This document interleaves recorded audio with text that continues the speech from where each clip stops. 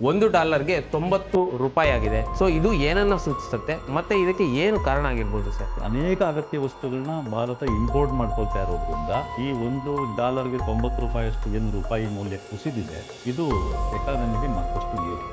ಯಾವಾಗ ಅಮೆರಿಕ ಮತ್ತು ಭಾರತದ ಮಧ್ಯೆ ಇನ್ನೂ ಕೂಡ ಟ್ರೇಡ್ ಏನು ಸೆಟಲ್ಮೆಂಟ್ ಆಗಿಲ್ವೋ ಒಂದು ಅನ್ಸರ್ಟನಿಟಿ ಮುಂದುವರಿತಾ ಇದೆಯೋ, ಈ ಕಾರಣಕ್ಕೆ ಕೂಡ ಅನೇಕ ಫಾರಿನ್ ಪೋರ್ಟ್ಫೋಲಿಯೋ ಇನ್ವೆಸ್ಟರ್ಸು ಇಂಡಿಯನ್ ಮಾರ್ಕೆಟಿಂದ ತಮ್ಮ ಹಣವನ್ನು ಹಿಂತೆಗೆದಿದ್ದಾರೆ. ಇದರಿಂದ ಭಾರತ ಇನ್ಫ್ಲೇಷನ್ ಆಗಲ್ವಾ, ಅಂದರೆ ಹಣ ದುಬ್ಬರ ಹೆಚ್ಚಾಗಲ್ವಾ, ಮತ್ತೆ ಬಡತನದ ಮಟ್ಟ ಇನ್ನೂ ಕುಸಿಯುತ್ತೆ, ಮತ್ತೆ ಪರ್ಚೇಸಿಂಗ್ ಪವರ್ ಕಡಿಮೆ ಆಗುತ್ತೆ ಅನ್ಸಲ್ವಾ ನಿಮಗೆ? ಪೆಟ್ರೋಲ್ ಡೀಸೆಲ್ ಬೆಲೆ ಜಾಸ್ತಿ ಆಗೋದ್ರಿಂದ ಬೀಳುವ ಹೊಡೆತ ಒಂದು ಕಡೆ, ಇನ್ನೊಂದು ಕಡೆ ಅನೇಕ ಅದು ತರಕಾರಿ ಇರ್ಬೋದು, ಸಿಮೆಂಟ್ ಇರ್ಬೋದು, ಕಬ್ಬಣ ಇರ್ಬೋದು, ಈ ರೀತಿ ಯಾವ್ದಾವುದನ್ನ ಒಂದು ಕಡೆ ಇನ್ನೊಂದು ಕಡೆ ಟ್ರಾನ್ಸ್ಪೋರ್ಟ್ ಮಾಡ್ತೀವಿ ಅಂತ ಎಲ್ಲಾ ವಸ್ತುಗಳೇನು ಜಾಸ್ತಿ ಆಗ್ತದೆ. ಇನ್ನೊಂದು ಬಹಳ ಮುಖ್ಯವಾಗಿ 440 ಕಂಪನಿಗಳ ಶೇರಲ್ಲಿ ಸುಮಾರು 50% ಅಷ್ಟು ಶೇರು ಭಾರತದಲ್ಲಿ ಶೇರ್ಗಳು ಕುಸಿದಿದೆ. ಇಂಡಿಯನ್ ಎಕಾನಮಿ ಯಾವಾಗ ಸರಿಯಾಗಿ ನಡೀತಾ ಇರಲ್ವೋ ಆಗ ಸಹಜವಾಗಿ ನಾವು ಬೇರೆ ದೇಶಗಳ ವಸ್ತುಗಳ ಮೇಲೆ ಸರ್ವಿಸ್ ಮೇಲೆ ಹೆಚ್ಚು ಡಿಪೆಂಡ್ ಆಗ್ತಿರ್ತೀವಿ. ಆಗ ಡಾಲರ್ಗೆ ಡಿಮ್ಯಾಂಡ್ ಜಾಸ್ತಿ ಆಗ್ತಾ ಹೋಗುತ್ತೆ, ರೂಪಾಯಿಗೆ ಡಿಮ್ಯಾಂಡ್ ಕಡಿಮೆ ಆಗುತ್ತೆ.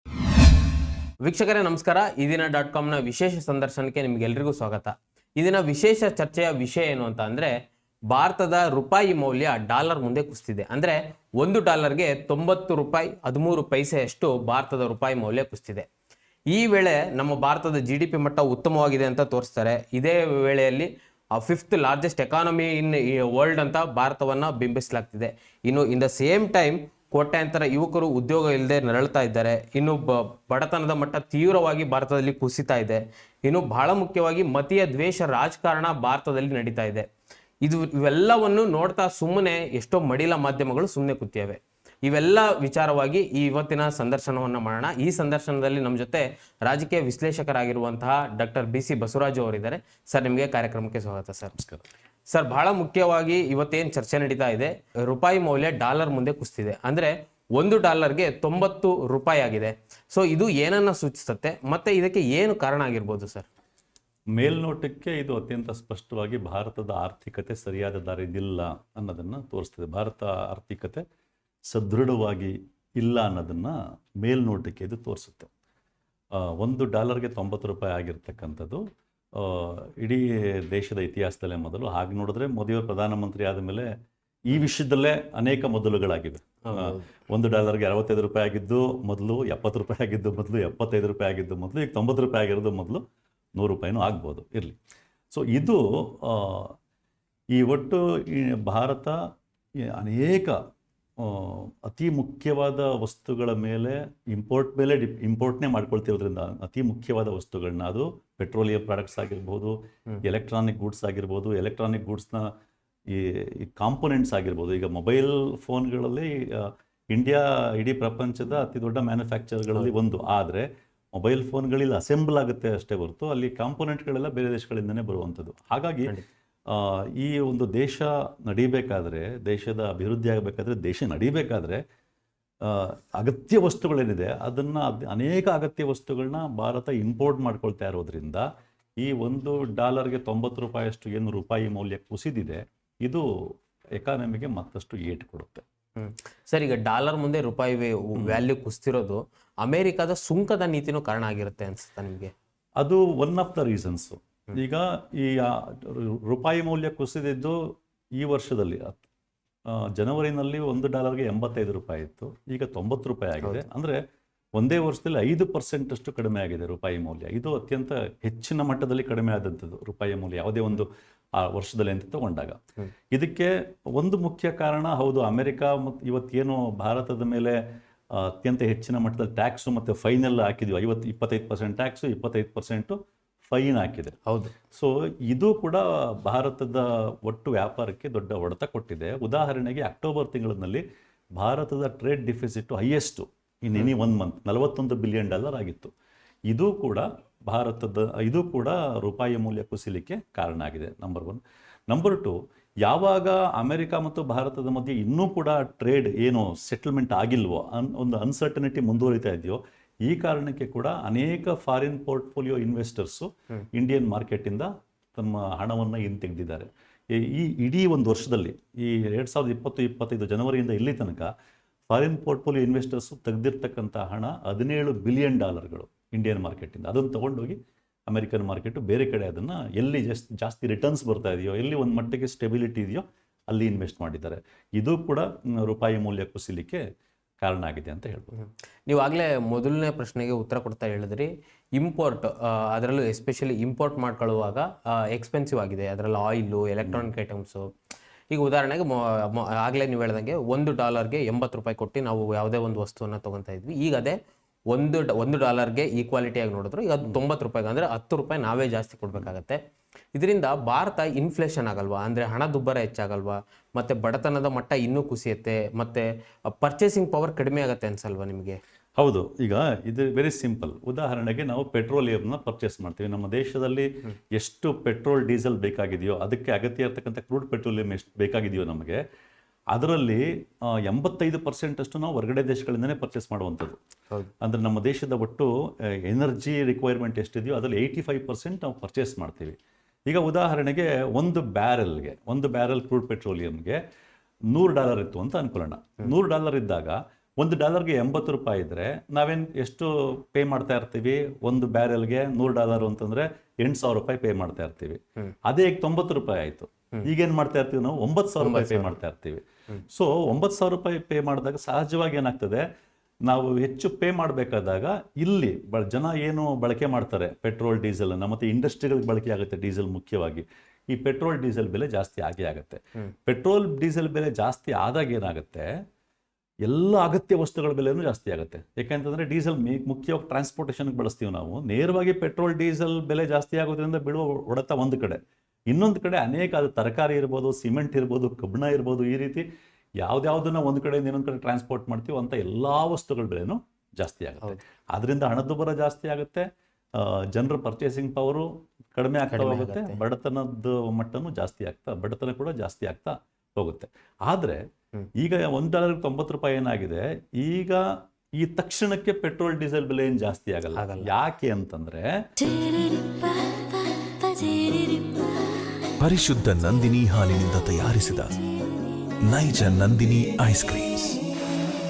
ಈ ನಮ್ಮ ದೇಶ ನಡೆಸ್ತಾ ಇರ್ತಕ್ಕಂಥ ಈಗ BJP ಸರ್ಕಾರ ಏನಿದೆ, ಮೋದಿ ಸರ್ಕಾರ ಏನಿದೆ, ಇವರು ಈಗಾಗಲೇ ಪೆಟ್ರೋಲ್ ಡೀಸೆಲ್ ಮೇಲೆ ಎಷ್ಟು ಇಡಬಹುದಾಗಿತ್ತೋ ಬೆಲೆ ಅದಕ್ಕಿಂತ ಜಾಸ್ತಿ ಇಟ್ಟು ತುಂಬ ಸರ್ಕಾರಕ್ಕೆ ಜನರಿಂದ ತುಂಬ ಹಣವನ್ನು ತಗೊಂಡಾಗಿದೆ ಅವರಾಗಲೇ.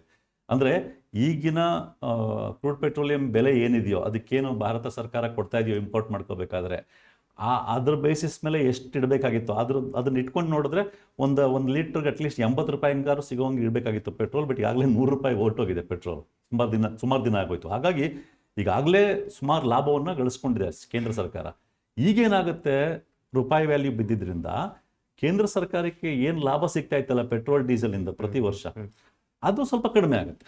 ಕಡಿಮೆ ಆದಾಗ ಏನು ಮಾಡ್ತಾರೆ, ಇನ್ನೊಂದು ಯಾವುದೋ ರೀತಿ ಟ್ಯಾಕ್ಸ್ ಹಾಕಲೇಬೇಕಾಗುತ್ತೆ ಜನರ ಮೇಲೆ, ಅಥವಾ ಸಾಲ ಮಾಡಬೇಕಾಗತ್ತೆ. ಸೊ ಈ ರೀತಿ ಒಂದಲ್ಲ ಒಂದು ರೀತಿ ಈ ರೂಪಾಯಿ ಮೌಲ್ಯ ಕಡಿಮೆ ಆಗಿರ್ತಕ್ಕಂಥದ್ದು ಒಂದು ಈ ಪೆಟ್ರೋಲ್ ಡೀಸೆಲ್ ಬೆಲೆ ಜಾಸ್ತಿ ಆಗೋದ್ರ ಮೂಲಕ, ಅಥವಾ ಅದರಿಂದ ಸರ್ಕಾರದ ಲಾಭ ಕಡಿಮೆ ಆಗೋದ್ರ ಮೂಲಕ ನೆಗೆಟಿವ್ ಇಂಪ್ಯಾಕ್ಟ್ ಬೀರುತ್ತೆ.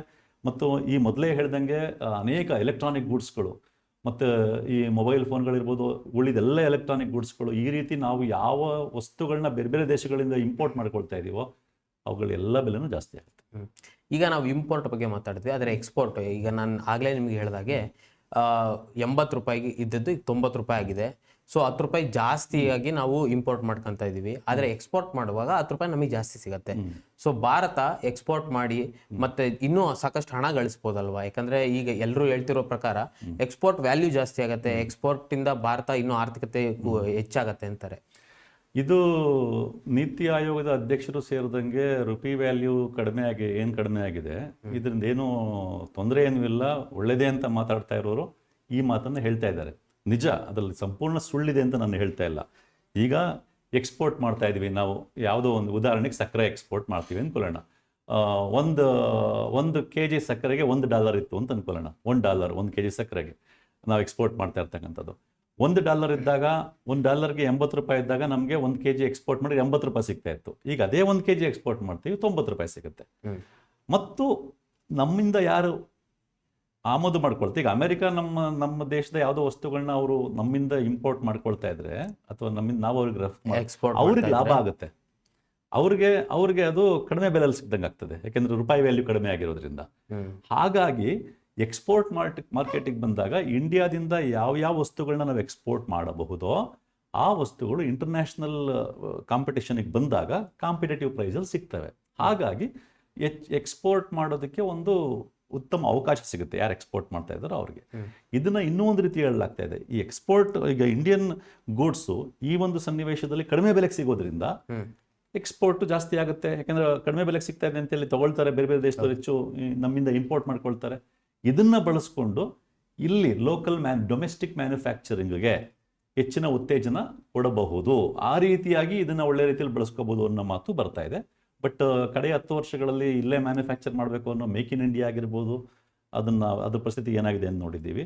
ಮತ್ತು ನಾವು ಇಲ್ಲಿಯ ತನಕ ಕೂಡ ನಾವು ಏನನ್ನ ಎಕ್ಸ್ಪೋರ್ಟ್ ಮಾಡ್ತಾ ಇದೀವಿ, ಯಾವ ವಸ್ತುಗಳನ್ನ ಸರ್ವಿಸ್ನ ಎಕ್ಸ್ಪೋರ್ಟ್ ಮಾಡ್ತೀವಿ ಅದನ್ನ ಡೈವರ್ಸಿಫೈ ಮಾಡ್ಕೊಂಡಿಲ್ಲ. ಎಲ್ಲೋ ಕೆಲವು ಅಮೆರಿಕಾದ ಮೇಲೆ ಜಾಸ್ತಿ ಡಿಪೆಂಡ್ ಆಗಿರೋದಿರ್ಬೋದು. ಅಮೆರಿಕ ನಮ್ಮ ಇದ್ರಲ್ಲಿ ನಾವೇ ಜಾಸ್ತಿ ಎಕ್ಸ್ಪೋರ್ಟ್ ಮಾಡ್ತೀವಿ, ಅವ್ರ ಇಂಪೋರ್ಟ್ ಮಾಡ್ಕೊಳ್ಳೋಕ್ಕಿಂತಲೂ.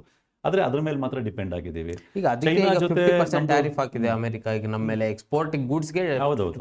ಅದರಿಂದ ಜವಳಿ ಉದ್ಯಮಕ್ಕೆ ದೊಡ್ಡ ಏಟು ಬಿದ್ದಿದೆ.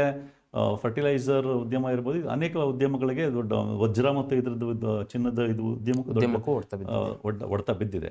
ಸೊ ಇದನ್ನ ಹೇಳ್ತಾ ಇದ್ದಾರೆ. ಅದನ್ನ ಇನ್ನೂ ಒಂದು ರೀತಿಯೂ ಹೇಳ್ತಾರೆ. ಏನು ಅಂತಂದ್ರೆ, ಈಗ ರೂಪಾಯಿ ವ್ಯಾಲ್ಯೂ ಕಡಿಮೆ ಆಗಿದ್ರಿಂದ ನಾವು ಇಂಪೋರ್ಟ್ ಮಾಡ್ಕೊಳ್ತೀವಲ್ಲ, ಅದ್ರ ಬೆಲೆ ಜಾಸ್ತಿ ಆಗುತ್ತೆ. ಈಗ ಉದಾಹರಣೆಗೆ ಯಾವುದೋ ಒಂದು ಎಲೆಕ್ಟ್ರಾನಿಕ್ ಗೂಡ್ಸ್, ಒಂದು ಫ್ರಿಡ್ಜನ್ನ ಇಂಪೋರ್ಟ್ ಮಾಡ್ಕೊಳ್ತಾ ಇರ್ತಾರೆ ಅಂತ ಅನ್ಕೊಳ್ಳಿ. ಮೊದಲು $1 80 ಇದ್ದಾಗ ಫ್ರಿಡ್ಜ್ 50,000 ರೂಪಾಯಿಗೆ ಸಿಗ್ತಾ ಇದ್ರೆ ಈಗ ಅದೇ ಫ್ರಿಡ್ಜ್ಗೆ 55,000 ರೂಪಾಯಿ ಕೊಡಬೇಕಾಗತ್ತೆ. ಸೊ ಅಂದ್ರೆ ಇಂಪೋರ್ಟ್ ಮಾಡ್ಕೊಳ್ತೀವಲ್ಲ, ಅದ್ರ ಬೆಲೆಗಳು ಜಾಸ್ತಿ ಆಗುತ್ತೆ. ಆಗೇನಾಗುತ್ತೆ, ಜನಗಳು ಇಂಪೋರ್ಟ್ ಮಾಡ್ಕೊಳ್ಳೋಕ್ಕಿಂತಲೂ ನಮ್ಮಲ್ಲೇ ಪ್ರೊಡಕ್ಷನ್ ಆದಂಥ ವಸ್ತುಗಳನ್ನ ತಗೊಳಕ್ಕೆ ಇಷ್ಟಪಡ್ತಾರೆ, ಬೆಲೆ ಕಡಿಮೆ ಇರೋದ್ರಿಂದ. ಹಾಗಾಗಿ ಕೂಡ ರುಪಿ ವ್ಯಾಲ್ಯೂ ಕಡಿಮೆ ಆಗಿರೋದ್ರಿಂದ ಮ್ಯಾನುಫ್ಯಾಕ್ಚರಿಂಗ್ಗೆ ಒಂದು ಬೂಸ್ಟ್ ಸಿಗುತ್ತೆ. ಆ ರೀತಿ ಮಾಡ್ಕೋಬಹುದು ಅಂತಿದೆ. But that's not that easy. ಹೇಳುವಷ್ಟು ಈಸಿ ಅಲ್ಲ. ಯಾಕೆ ಅಂತಂದ್ರೆ, ಫಸ್ಟ್ ಆಫ್ ಆಲ್ ನಾವು ಬೇರೆ ಬೇರೆ ದೇಶಗಳಿಗೆ ಅಗತ್ಯ ಇರತಕ್ಕಂಥದ್ದು ಎಷ್ಟು ಪ್ರೊಡಕ್ಷನ್ ಮಾಡ್ತಾ ಇದ್ದೀವಿ. ಮತ್ತು ಈ 10 ವರ್ಷಗಳಲ್ಲಿ ಮೇಕ್ ಇನ್ ಇಂಡಿಯಾ ಅನ್ನೋದು ಬರೀ ಬಾಯಿ ಮಾತಲ್ಲಿತ್ತೆ ಹೊರತು ಯಾವ ಮಟ್ಟಕ್ಕೆ ನಾವು ಬೆಳೆದಿದ್ದೀವಿ ಆ ವಿಷಯದಲ್ಲಿ. ಯಾಕೆಂದ್ರೆ ಚೈನಾದ ಎಕ್ಸಾಂಪಲ್ ತಗೊಂಡ್ರೆ, ಮೋದಿಯವರು ಪ್ರಧಾನಮಂತ್ರಿ ಆದಾಗ ಚೈನಾ ಜೊತೆ ನಮ್ಗಿದ್ದ ಟ್ರೇಡ್ ಡಿಫಿಸಿಟ್ $38 ಬಿಲಿಯನ್. ಇವತ್ತು $100 ಬಿಲಿಯನ್ ಇದೆ. We are too much dependent on China. ಕೆಲವರೆಲ್ಲ ಮಾತಾಡ್ತಾರೆ, ದೀಪಾವಳಿ ಬಂದಾಗ ಅಥವಾ ಯಾವುದೋ ಹಬ್ಬ ಬಂದಾಗ ಚೈನೀಸ್ ಪ್ರಾಡಕ್ಟ್ನ ಬಾಯ್ಕಾಟ್ ಮಾಡಿ ಹಾಗೆ ಹೇಗೆ ಅಂತ. ಏನೂ ಆಗಲ್ಲ ಅದರಿಂದ. ಅಕಸ್ಮಾತ್ ಚೈನಾ ಏನಾದರೂ ಇಂಡಿಯಾಕ್ಕೇನು ಮಾರೋದೇ ಬೇಡ ಅಂತ ಏನಾದ್ರು ಡಿಸೈಡ್ ಮಾಡಿಬಿಟ್ರೆ ಇಂಡಿಯಾಗೆ ದೊಡ್ಡ ಏಟ್ ಆಗುತ್ತೆ ಆ ಲೆಕ್ಕದಲ್ಲಿ ನೋಡೋದು. ಹೌದು. ಅಂದರೆ ಇದರಿಂದ ಡೆಫಿನೆಟ್ಲಿ ನಮ್ಮ ಮಧ್ಯಮ ವರ್ಗದವರಿಗೆ ಪರ್ಚೇಸಿಂಗ್ ಪವರ್ಗೆ ಹೊಡೆತ ಬೀಳುತ್ತೆ ಅಂತೀರಾ ನೀವು? ಖಂಡಿತ, ಅದ್ರಲ್ಲಿ ಡೌಟೇ ಇಲ್ಲ. ಈಗ ಎಕ್ಸ್ಪೋರ್ಟ್ಗೆ ಒಂದು ಎನ್ಕರೇಜ್ಮೆಂಟ್ ಸಿಗುತ್ತೆ, ಬಳಸ್ಕೋಬಹುದು ಅಂತ ಒಂದು ಮಾತು. ಆದರೆ ಇಂಪೋರ್ಟ್ ಬೆಲೆ ಜಾಸ್ತಿ ಆಗೋದ್ರಿಂದ ಅದು ಇಂಪೋರ್ಟ್ ನಾವು ಅತ್ಯಂತ ಅಗತ್ಯ ವಸ್ತುಗಳನ್ನ ಇಂಪೋರ್ಟ್ ಮಾಡ್ಕೊಳ್ತಾ ಇದೀವಿ. ಪೆಟ್ರೋಲಿಯಂ ನಾವು ಅದನ್ನ ನಾವು ಇಲ್ಲೇ ಮ್ಯಾನುಫ್ಯಾಕ್ಚರ್ ಮಾಡಬೇಕು ಅಂದ್ರೆ ಮಾಡ್ಕೊಳ್ಳೋಕ್ಕಾಗಲ್ಲ. ಎಲೆಕ್ಟ್ರಾನಿಕ್ ವಸ್ತುಗಳ ಕಾಂಪೋನೆಂಟ್ಸ್, ಬೇಸಿಕ್ ಕಾಂಪೋನೆಂಟ್ಸ್, ಈ ಮೊಬೈಲ್ ಫೋನ್ಗಳ ಕಾಂಪೋನೆಂಟ್ಸ್ ನಾಳೆ ಉತ್ಪಾದನೆ ಮಾಡೋಕ್ಕಾಗತ್ತಾ?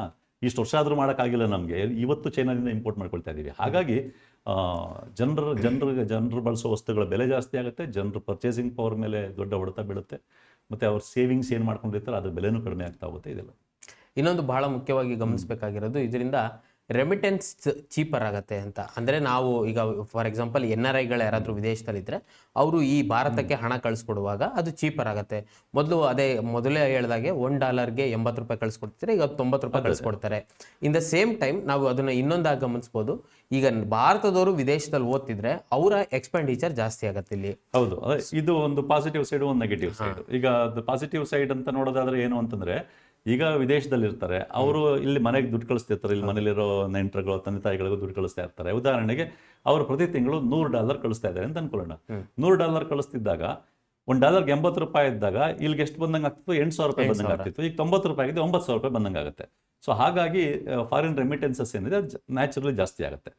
ಅಟ್ ದ ಸೇಮ್ ಟೈಮ್ ನಾವೊಂದು ವಿಷಯ ಗಮನಿಸಿದ್ದೀವಿ, ವರ್ಷದಿಂದ ವರ್ಷಕ್ಕೆ ಇಂಡಿಯಾದಿಂದ ಸ್ಟೂಡೆಂಟ್ಸು ಬೇರೆ ದೇಶಗಳಿಗೆ, ಅದರಲ್ಲೂ ಯುರೋಪು ಮತ್ತು ಅಮೆರಿಕಾಗೆ ಓದಕ್ಕೆ ಹೋಗೋದು, ಉನ್ನತ ವಿದ್ಯಾಭ್ಯಾಸಕ್ಕೆ ಹೋಗೋದು ತುಂಬ ಜಾಸ್ತಿ ಆಗ್ತಾ ಇದೆ.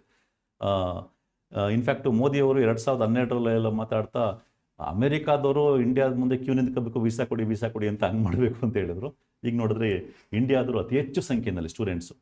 ಅಂದರೆ ಪ್ರಪಂಚದ ಬೇರೆ ಬೇರೆ ಭಾಗಗಳಿಂದ ಅಮೆರಿಕಕ್ಕೆ ಯಾರು ಓದಕ್ಕೆ ಹೋಗ್ತಾ ಇದ್ದಾರಲ್ಲ, ಅದರಲ್ಲಿ ಆಲ್ಮೋಸ್ಟು 20% ಅಷ್ಟು ಅಥವಾ ಅದಕ್ಕಿಂತ ಸ್ವಲ್ಪ ಜಾಸ್ತಿ ಅಷ್ಟು ಇಂಡಿಯನ್ಸ್ ಇದ್ದಾರೆ ಅಂತಕ್ಕಂಥ. Every 1 in 10 students is Indian ಅಂತ. ಇಷ್ಟೊಂದು ಜನ ಓದಕ್ಕೆ ಹೋಗ್ತಾ ಇದ್ದಾರಲ್ಲ, ಅವರು ಓದಕ್ಕೆ ಹೋಗ್ತಾ ಇರುವಾಗ ಉದಾಹರಣೆಗೆ ಅಲ್ಲಿ ಉದಾಹರಣೆಗೆ ಅಲ್ಲಿ $1,000 ಇರುತ್ತೆ ಫೀಸ್ ಅನ್ಕೊಳ್ಳೋಣ ಯಾವುದೋ ಒಂದು ಇದಕ್ಕೆ.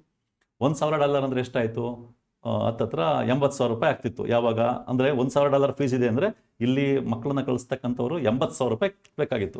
$1 $80 ಇದ್ದಾಗ. ಈಗ ಅವರೇ ಅದೇ ಫೀಸು, ಅದೇ $1,000 ಫೀಸ್ ಏನು ಜಾಸ್ತಿ ಆಗಿಲ್ಲ ಅಲ್ಲಿ, ಬಟ್ ರುಪಿ ವ್ಯಾಲ್ಯೂ ಬಿದ್ದಿರೋದ್ರಿಂದ $80,000 ಕಟ್ತಾ ಇದ್ದು ಪೇರೆಂಟ್ಸು ಈಗ $90,000 ಕಟ್ಟಬೇಕಾಗತ್ತೆ. $1,000 ಫೀಸ್ ಇದೆ ಅಂತ ಅಂದ್ಕೊಂಡ್ರೆ.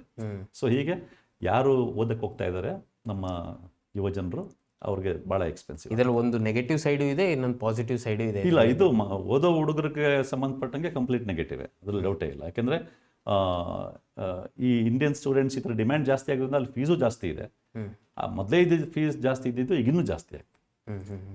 ಅದು ರೆಮಿಟೆನ್ಸಸ್ ಅಂದಾಗ ಅವರೇನು ಈಗ ಒಂದು $100 ತಿಂಗಳಿಗೆ ಮನೆ ಕಳಿಸ್ತಾ ಇರ್ತಾರೆ ಬೇರೆ ಯಾವುದೋ ದೇಶದಿಂದ, ಯಾವ ದೇಶದಲ್ಲಿ ಆ ದೇಶದಿಂದ $100 ಕಳಿಸ್ತಾ ಇರ್ತಾರೆ. ಅವ್ರೇನು $110 ಕಳಿಸ್ತಾರಲ್ಲ, $100 ಕಳಿಸ್ತಾ ಇರೋದು. But Indian value, rupee value ಕಡಿಮೆ ಆಗಿರೋದ್ರಿಂದ $100 ಕಳಿಸಿದಾಗ ಸ್ವಲ್ಪ ದಿನದಿಂದ $8,000 ಸಿಗ್ತಾ ಇದ್ದೀವಿ, $9,000 ಸಿಗ್ದಂಗೆ ಆಗುತ್ತೆ. That's positive. ಬಟ್ ಕೆಲವು ಪಾಸಿಟಿವ್ಸ್ ಇದೆ. ಬಟ್ ನಾವು ಒಟ್ಟಾರೆಯಾಗಿ ನೋಡುವಾಗ ಪಾಸಿಟಿವ್ ನೆಗೆಟಿವ್ ಇಟ್ಕೊಂಡು ಯಾವ್ದು ಜಾಸ್ತಿ ಅಂತ. ಹೌದು ಸರ್. ಇನ್ನೊಂದು ಕಳೆದ ವರ್ಷದ ಒಂದು ವರದಿ ಏನು ಹೇಳುತ್ತೆ ಅಂತಂದರೆ, ಮಧ್ಯಮ ಮತ್ತು ಸಣ್ಣ ಗಾತ್ರದ ಉದ್ಯಮಗಳ ವಿಚಾರಕ್ಕೆ ಬಂದಾಗ 1,000 ಕಂಪನಿಗಳ ಶೇರಲ್ಲಿ ಸುಮಾರು 20% ಶೇರು ಕುಸಿದಿದೆ. ಇನ್ನೊಂದು ಭಾಳ ಮುಖ್ಯವಾಗಿ 440 ಕಂಪನಿಗಳ ಶೇರಲ್ಲಿ ಸುಮಾರು 50% ಅಷ್ಟು ಶೇರು ಭಾರತದಲ್ಲಿ ಶೇರ್ಗಳು ಕುಸಿದಿದೆ. ಸೊ ನೀವು ಆರಂಭದಲ್ಲಿ ಹೇಳಿದ್ರಿ ಎಷ್ಟೋ ಕಂಪನಿಗಳು ಈಗ ವಾಪಸ್ ಹೋಗಿದೆ ಅಂತ. ಸೊ ಇದರಿಂದನೂ ನಮ್ಮ ಮನಿ ವ್ಯಾಲ್ಯೂ ಬಿದ್ದಿರ್ಬೋದಾ ಡಾಲರ್ ಮುಂದೆ? ಹೌದು, ಆಗಿರ್ಬೋದು.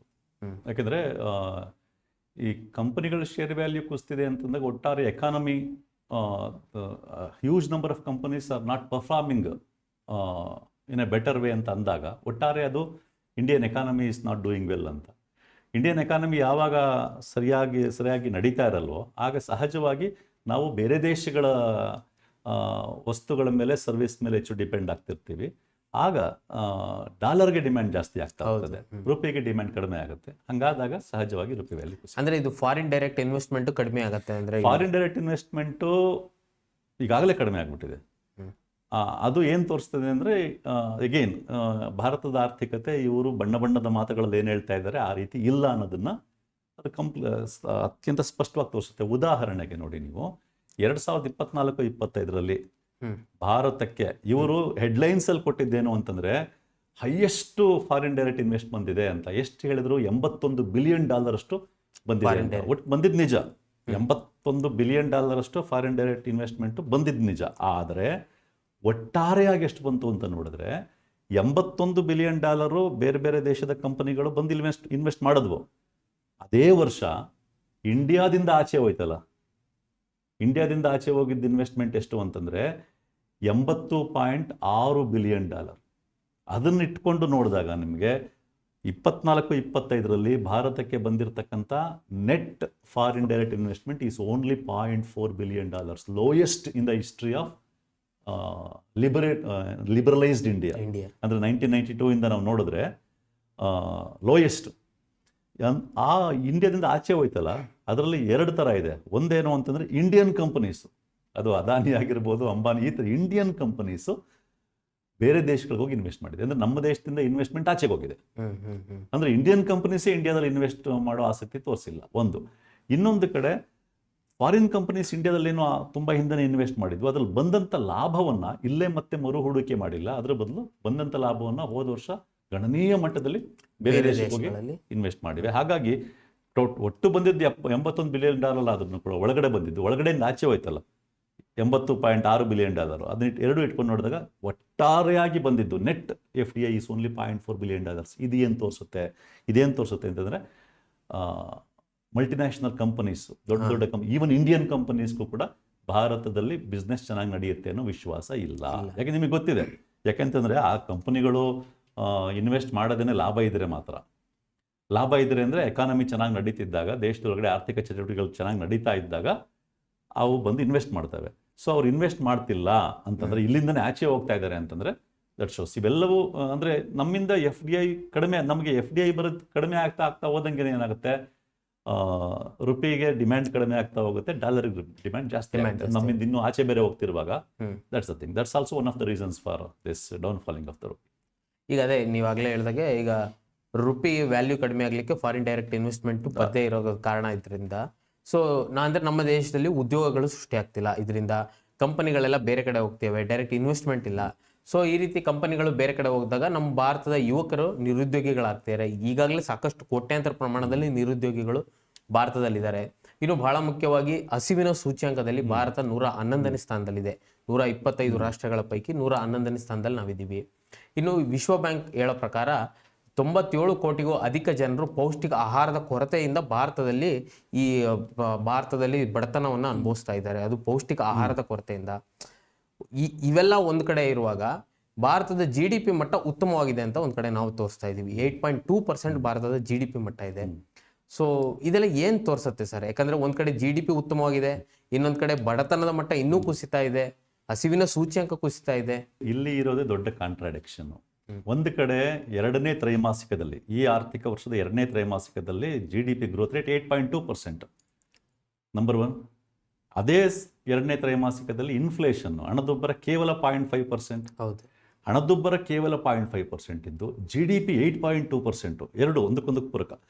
ಹಿಂಗಿದ್ದಾಗ ರೂಪಾಯಿ ವ್ಯಾಲ್ಯೂ ಕುಸಿಯಕ್ಕೆ ಹೆಂಗೆ ಸಾಧ್ಯ? ಆ್ಯಕ್ಚುಲಿ GDP ಇಡೀ ಪ್ರಪಂಚದ highest growth rate 8.2%, inflation only 0.5%. ಹಿಂಗಿದ್ದಾಗ ರೂಪಾಯಿ ಸ್ಟ್ರೆಂಥನ್ ಆಗ್ಬೇಕು ಆ್ಯಕ್ಚುಲಿ. ಆದರೆ GDP ಹಿಂಗಿದೆ, ಇನ್ಫ್ಲೇಷನ್ನು ಭಾಳ ಇದರಲ್ಲಿದೆ, ಅದು ರೂಪಾಯಿ ಮಾತ್ರ ಕುಸಿತಾ ಇದೆ. ಅಂದರೆ ಏನು ತೋರಿಸುತ್ತೆ ಇದು? ಏನು ತೋರಿಸುತ್ತೆ ಅಂತಂದರೆ ಈ 8.2% ಅಂತೇನು ತೋರಿಸ್ತಾ ಇದ್ದಾರಲ್ಲ, ಅದರಲ್ಲಿ ವಾಸ್ತವತೆ ಇಲ್ಲ ಅನ್ನೋದನ್ನು ತೋರಿಸುತ್ತೆ ಅಷ್ಟೆ. ಇದಕ್ಕೆ ವಾಸ್ತವತೆ ಇಲ್ಲ ಅನ್ನೋದಕ್ಕೆ ಎರಡು ಕಾರಣಗಳು ನಮ್ಮ ಮುಂದೆ, ಎರಡು ಉದಾಹರಣೆಗಳಿದೆ ಅಂತ ಸಾಕ್ಷಿಗಳಿದೆ. IMF ಇಂಡಿಯಾ ಏನು ಅಂಕಿಅಂಶಗಳನ್ನ ಕೊಡುತ್ತಲ್ಲ, ಡಾಟಾ ಕಲೆಕ್ಷನ್ ಮೆಥಡಾಲಜಿ ಇದೆಯಲ್ಲ, ಅದಕ್ಕೆ C ಗ್ರೇಡ್ ಕೊಟ್ಟಿದೆ. ಅಂದರೆ ಲೋಯೆಸ್ಟ್ ಇಂದ 2ನೇ ಗ್ರೇಡ್ ಕೊಟ್ಟಿದೆ. ABCD 4 ಗ್ರೇಡ್ ಇದೆ. ಅಂದರೆ ಇವರು ಯಾವ ಡಾಟಾವನ್ನು ಬಳಸಿ GDP ಕ್ಯಾಲ್ಕುಲೇಷನ್ ಮತ್ತೊಂದು ಏನು ಮಾಡ್ತಾ ಇದ್ದಾರಲ್ಲ ಇಂಡಿಯಾದವರು, ಇಂಥ GDP ಅಂತ ಹೇಳ್ತಾ ಇದ್ದಾರಲ್ಲ, ಇದು ರಿಲಯಬಲ್ ಅಲ್ಲ.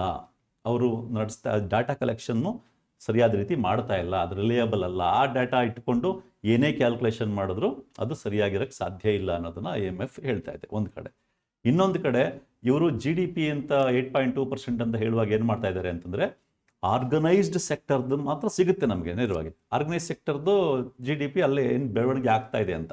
ಅನ್ಆರ್ಗನೈಸ್ ಸೆಕ್ಟರ್ದು ಸಿಗಲ್ಲ, ಅನ್ಆರ್ಗನೈಸ್ ಸೆಕ್ಟರ್ದು ಸರಿಯಾಗಿ ಸಿಗಲ್ಲ. ಅದು ಅನ್ಆರ್ಗನೈಸ್ ಸೆಕ್ಟರ್ದು ಪ್ರತಿ ವಾರ್ಷಿಕ GDP ಹೇಳುವಾಗಲೂ ಅಷ್ಟೇ ಅನ್ಆರ್ಗನೈಸ್ ಸೆಕ್ಟರ್ ಕಂಪ್ಲೀಟ್ ಸಿಕ್ಕಿರಲ್ಲ. ಇನ್ನೊಂದು 2 ವರ್ಷ ಆದಮೇಲೆ ಸಿಗುತ್ತೆ, 1 ವರ್ಷ ಆದಮೇಲೆ ಸಿಗುತ್ತೆ ಅದು. ಈವನ್ ಅನ್ಆರ್ಗನೈಸ್ ಸೆಕ್ಟರ್ದಂತೂ ಕ್ಯಾಲ್ಕುಲೇಟ್ ಮಾಡೋದು ಬರ್ತಾ ಇನ್ನೂ ಬಹಳ ಕನ್ಫ್ಯೂಸಿಂಗ್ ಆಗಿದೆ. ಇವ್ರು ಸರಿಯಾಗಿ ಮಾಡ್ತಾ ಇದ್ದಾರೆ ಇಲ್ವೋ ಗೊತ್ತಿಲ್ಲ. ಮತ್ತು ನಮ್ಮ ದೇಶದ GDP-ನಲ್ಲಿ ನೋಡಿ, 45% of GDP comes from unorganised sector, number 1. Number 2, 80 to 85% of the work force is in unorganised sector. ಇವರು GDP ಲೆಕ್ಕ ತೋರಿಸುವಾಗ ಏನು ಮಾಡ್ತಾ ಇದ್ದಾರೆ, ಆರ್ಗನೈಸ್ ಸೆಕ್ಟರ್ ನೋಡ್ತಾರೆ, ಅನ್ಆರ್ಗನೈಸ್ ಸೆಕ್ಟರು ಹಾಗೆ ಇದೆ ಅಂತ ಅಸ್ಯೂಮ್ ಮಾಡ್ಕೊಬಿಟ್ಟು ಇವರು GDP-ನ 8.2% ಅಂತ ಹೇಳ್ತಾ ಇದ್ದಾರೆ. ಹಾಗಾಗಿ 8.2% ಆಗಿದ್ದಿದ್ರೆ ನಿಜಕ್ಕೂ ರೂಪಿ ಬೀಳ್ತಾ ಇರಲಿಲ್ಲ, ಇನ್ನು ಸ್ಟ್ರೆಂಥನ್ ಆಗ್ತಾ ಇತ್ತು. ಅಂದರೆ ಜನವರಿ ಈ ವರ್ಷದಲ್ಲಿ 85 ರೂಪಾಯಿ ಇತ್ತಲ್ವಾ, ಈಗ ಎರಡನೇ ತ್ರೈಮಾಸಿಕದಲ್ಲಿ 8.2% ಅಷ್ಟು ಚೆನ್ನಾಗಿ ಮಾಡ್ತಿದ್ದ GDP ಅಂದಾಗ 85 ರೂಪಾಯಿ ಇದ್ದಿದ್ದು 83, 82ಕ್ಕೆ ಹೋಗ್ಬೇಕಾಗಿದ್ದು 90ಕ್ಕೆ ಹೋಗ್ತಾ ಇರಲಿಲ್ಲ. ಇಲ್ಲ ವಿಷಯ ಇದೆ. ಸೊ ಹೀಗಿರೋದ್ರಿಂದ ನೀವು ಹೇಳಿದ್ದು ಉಳಿದೆಲ್ಲ ಇದೆಯಲ್ಲ, ಉದ್ಯೋಗ ನಷ್ಟ ಆಗ್ತಾ ಇರ್ತಕ್ಕಂಥದ್ದು ಯುವಕ ಯುವತಿಯರಿಗೆ, ಮತ್ತು ಮಾಲ್ನ್ಯೂಟ್ರಿಷನ್. ಈಗ ಯಾವ್ದಾದ್ರು ಇಡೀ ಆಫ್ರಿಕಾದ ಅತ್ಯಂತ ಕಡು ಬಡ ದೇಶಗಳಿಗಿಂತಲೂ ನಮ್ಮಲ್ಲಿ ಮಾಲ್ನ್ಯೂಟ್ರಿಷನ್ ಜಾಸ್ತಿ ಇದೆ ಅಂತಂದರೆ, ಇಷ್ಟೊಂದು ದೊಡ್ಡ ಸಂಖ್ಯೆಯ ಮಾಲ್ನ್ಯೂಟ್ರಿಷನ್ ಮಕ್ಕಳನ್ನ ಇಟ್ಕೊಂಡು ನಮ್ಮ ದೇಶ, ಯಾವುದೇ ದೇಶ ಆಗಲಿ, ಇಷ್ಟು ದೊಡ್ಡ ಸಂಖ್ಯೆಯ ಮಾಲ್ನ್ಯೂಟ್ರಿಷನ್ ಸಮೂಹವನ್ನು, ಮಕ್ಕಳನ್ನು, ಯುವಕ ಯುವತಿಯರನ್ನ ಇಟ್ಟುಕೊಂಡು ಯಾವುದೇ ದೇಶ ಆಗಲಿ, ಅಭಿವೃದ್ಧಿಶೀಲ ದೇಶ ಆಗ್ಲಿಕ್ಕೆ ಸಾಧ್ಯ ಇದೆಯಾ? ಸಾಧ್ಯನೇ ಇಲ್ಲ. ಅದ್ರ ಕಡೆ ಸರಿಯಾಗಿ ವರ್ಕ್ ಆಗ್ತಿಲ್ಲ. ಈಗ ನೀವು ಇಷ್ಟೆಲ್ಲ ಹೇಳಿದ್ರಲ್ಲ, ಇದ್ರಲ್ಲಿ ಬಹಳ ಮುಖ್ಯವಾದ ಪ್ರಶ್ನೆ ನಂದೇನು ಅಂತಂದರೆ, GDP ಮಟ್ಟ ಉತ್ತಮವಾಗಿದ್ದರೆ ಆಬ್ವಿಯಸ್ಲಿ ಮನಿ ವ್ಯಾಲ್ಯೂ ಚೆನ್ನಾಗಿರ್ಬೇಕಿತ್ತು, ಬಟ್ ಮನಿ ಕುಸ್ತಿದೆ ಡಾಲರ್ ಮುಂದೆ. ಇನ್ನು IMF C ಗ್ರೇಡ್ ಕೊಟ್ಟಿದೆ. ಇವೆಲ್ಲದರ ನಡುವೆ ಒಂದು ಕಾಂಟ್ರಡಿಕ್ಷನ್ ಏನು ಅಂದರೆ, ನಮ್ಮ ದೇಶ 5th largest economy in the world ಅಂತ ತೋರಿಸ್ತಾ ಇದ್ದಾರೆ. ಸೊ ಇದು ಏನು ಹೇಳುತ್ತೆ? ಇನ್ನು ಬಹಳ ಮುಖ್ಯವಾಗಿ ಏಷ್ಯಾದಲ್ಲೇ, ಇಡೀ ಏಷ್ಯಾ ಖಂಡದಲ್ಲಿ ಭಾರತದ ಮನಿ ಕುಸ್ತಿದೆ ಅಂತ ದಿ ಹಿಂದೂ ವರದಿ ಮಾಡಿದೆ. ಸೊ ನೀವು ಒಂದ್ ಕಡೆ GDP ಮಟ್ಟ ಚೆನ್ನಾಗಿರೋದ್ರಿಂದ ಚೆನ್ನಾಗಿ ಇದ್ದಿದ್ರೆ ಮನಿ ವ್ಯಾಲ್ಯೂ ಆಬ್ವಿಯಸ್ಲಿ ಜಾಸ್ತಿ ಆಗ್ಬೇಕಿತ್ತು, ಮನಿ ವ್ಯಾಲ್ಯೂ ಕುಸ್ತಿದೆ. ಸೊ 5th ಲಾರ್ಜೆಸ್ಟ್ ಎಕಾನಮಿ ಇದೆ ನಮ್ಮ ದೇಶ. ಈಗಲೂ ಗೂಗಲ್ ಮಾಡಿದ್ರೆ which is the 5th largest economy ಅಂದ್ರೆ ಇಂಡಿಯಾ ಅಂತ ಬರುತ್ತೆ. ಸೊ ಇದನ್ನ ಯಾವ ರೀತಿ ತೋರಿಸುತ್ತೆ ಸರ್? ಯಾಕಂದ್ರೆ ಇದು ಬಹಳ ಮುಖ್ಯವಾದ ಪ್ರಶ್ನೆ. 5th ಲಾರ್ಜೆಸ್ಟ್ ಎಕಾನಮಿ ಹೌದು, ಅದರಲ್ಲಿ ಡೌಟ್ ಇಲ್ಲ. ಮತ್ತೆ ಆಕ್ಚುಲಿ ಮುಂದಿನ ವರ್ಷದ ಮಾರ್ಚ್ ಏಪ್ರಿಲ್ ಅಷ್ಟೊತ್ತಿಗೆ 4ನೇ ಲಾರ್ಜೆಸ್ಟ್ ಎಕಾನಮಿ ಆಗುತ್ತೆ. ಇವರಾಗಲೇ ಆಗ್ಬಿಟ್ಟಿದೆ ಅಂತ ಎಲ್ಲ ನೀತಿ ಆಯೋಗದ ಅಧ್ಯಕ್ಷರಿಂದ ಹಿಡಿದು ಪ್ರಧಾನಮಂತ್ರಿಯಿಂದ ಹಿಡಿದು ಎಲ್ಲರೂ ಅದನ್ನ ಬಹಳ ಪ್ರಚಾರ ತಗೊಂಡ್ಬಿಟ್ಟು 4ನೇ ದೊಡ್ಡ ಎಕಾನಮಿ ಆಗುತ್ತೆ, ಮುಂದಿನ ವರ್ಷಕ್ಕೆ ಆಗುತ್ತೆ. IMF ಅದನ್ನ ಹೇಳಿದಾಗ IMF 2025ಕ್ಕೆ ಅಂತ ಹೇಳಿದಾಗ IMF ಲೆಕ್ಕಾಚಾರದಲ್ಲಿ 2025ಕ್ಕೆ ಆಗುತ್ತೆ ಅಂತ ಹೇಳಿದ್ರೆ ಅದು 25-26 ಆರ್ಥಿಕ ವರ್ಷ. ಅದು ಇವರು ಅದನ್ನೇನು ಮಾಡ್ಬಿಟ್ರು 2025 ಅಂತ ಹೇಳಿದ ತಕ್ಷಣ ಆಗೇ ಬಿಟ್ಟಿದೆ ಅಂತ ಹೇಳ್ಬಿಟ್ಟು ಜಪಾನನ್ನ ಹಿಂದಕ್ಕೆ ಬಿಟ್ಟಿದೆ ಅಂತ ಮಾತಾಡಿರ್ಲಿ. 5ನೇ ಲಾರ್ಜೆಸ್ಟ್ ಎಕಾನಮಿ GDP ಪ್ರಕಾರ ಭಾರತ 5ನೇ ಲಾರ್ಜೆಸ್ಟ್ ಎಕಾನಮಿ ಆಗಿರೋದ್ರಲ್ಲಿ ಒಂದು ಮಹತ್ವ ಇದ್ರೂ ಕೂಡ ಅದೇ ಅತಿ ಮುಖ್ಯ ಅಲ್ಲ. ಯಾಕೆ ಅಂತಂದ್ರೆ ನೀವು ಅಮೆರಿಕ ತಗೊಳ್ಳಿ, number 1 biggest economy in terms of GDP. Next China ಇದೆ, ಆಮೇಲೆ ಜರ್ಮನಿ ಇದೆ, ಆಮೇಲೆ ಜಪಾನ್ ಇದೆ, ಆಮೇಲೆ ನಾವಿದ್ದೀವಿ. ಆದರೆ ನೀವು ಆ ದೇಶಗಳ ಇದು ನೋಡಿ, ನೀವು ಜನಸಂಖ್ಯೆ ಎಷ್ಟಿದೆ, ಆ ದೇಶಗಳಲ್ಲಿ ಪರ್ ಕ್ಯಾಪಿಟಲ್ ಇನ್ಕಮ್ ಎಷ್ಟಿದೆ. ಅಮೆರಿಕ ಬಿಟ್ಬಿಡಿ, ನೀವು ಜಪಾನ್ ಬಿಟ್ಬಿಡಿ, ಜರ್ಮನಿ ಬಿಡಿ, ಚೈನಾದ ಪರ್ ಕ್ಯಾಪಿಟಲ್ ಇನ್ಕಮ್ ಎಷ್ಟಿದೆ? ಚೈನಾ ನಮ್ಮಷ್ಟೇ ಪಾಪ್ಯುಲೇಷನ್ ಇದೆ, ಪರ್ ಕ್ಯಾಪಿಟಲ್ ಇನ್ಕಮ್ ಎಷ್ಟಿದೆ? ಪಾಪ್ಯುಲೇಷನ್ ತುಂಬ ಜಾಸ್ತಿ ಇದ್ದಾಗ GDP ಜಾಸ್ತಿ ಸಹಜ. ಯಾಕೆಂದರೆ ಉದಾಹರಣೆಗೆ ವೆರಿ ಸಿಂಪಲ್, ಒಂದು ಮನೆ 10 ಜನ ಇರ್ತಾರೆ, ಆ ಮನೇಲಿ ಏನು ಕೊಡೋಣ, 10 ಜನನೂ ಸಂಪಾದನೆ ಮಾಡ್ತಾ ಇರ್ತಾರೆ, ಎಲ್ಲ ಅಡಲ್ಟ್ಸು ಸಂಪಾದನೆ ಮಾಡ್ತಾ ಇರ್ತಾರೆ. 10 ಜನನು ಆವ್ರೇಜು 1,000 ಸಂಪಾದನೆ ಮಾಡ್ತಾ ಇದ್ದಾರೆ ಅಂದರೆ ತಿಂಗಳಿಗೆ ಸಂಪಾದನೆ ಎಷ್ಟಾಯಿತು? ಒಟ್ಟು ಆ ಮನೆಯ GDP ಎಷ್ಟಾಯಿತು? 10,000 ರೂಪಾಯಿ ಆಯಿತು. ಅದೇ ಇನ್ನೊಂದು ಮನೆ 25 ಜನ ಇದ್ದಾರೆ, 25 ಜನ ಇದ್ದಾರೆ, ಅವರು ಒಬ್ಬೊಬ್ರು 500 ರೂಪಾಯಿ ಸಂಪಾದನೆ ಮಾಡ್ತಾ ಇದ್ದಾರೆ. ಆಗೇನಾಯಿತು? ಆ ಮನೆಯ GDP 12,500 ಆಯಿತು. ಆದರೆ 25 ಜನ ಇರೋ ದೇಶ ಅಂತ ಅನ್ಕೊಂಡು ನಾವು ಮನೆ ಅನ್ಕೊಳ್ಳೋಣ, ಅವರು ಚೆನ್ನಾಗಿ ಬದುಕ್ತಾ ಇರ್ತಾರೋ, 10 ಜನ ಇರೋ ಚೆನ್ನಾಗಿ ಬದುಕ್ತಾ ಇರ್ತಾರೋ. ಹಾಗಾಗಿ ನಿಮ್ಮ ಜನಸಂಖ್ಯೆ ಜಾಸ್ತಿ ಇದ್ದಾಗ ಇದು ಬರ್ತದೆ. ಆದರೆ ನಾವು ಮುಖ್ಯವಾಗಿ ಗಮನಿಸ್ಬೇಕು, ಹೌದಪ್ಪ ಇಂಡಿಯಾ 5th ಲಾರ್ಜೆಸ್ಟ್ ಎಕಾನಮಿ ಅದನ್ನು ಮಾತ್ರ ಹೇಳ್ತೀರಾ? In terms of per capita income India 130ನೇ ಪ್ಲೇಸಲ್ಲೆಲ್ಲ ಇದೆ. ಅದು ಬಿಟ್ಬಿಡಿ, ಹ್ಯೂಮನ್ ಡೆವಲಪ್ಮೆಂಟ್ ಇಂಡೆಕ್ಸ್ ಅದ್ರಲ್ಲಿ ಇಂಡಿಯಾ 140ನೇ ಪ್ಲೇಸಲ್ಲೋ 145ನೇ ಪ್ಲೇಸಲ್ಲೋ ಇದೆ.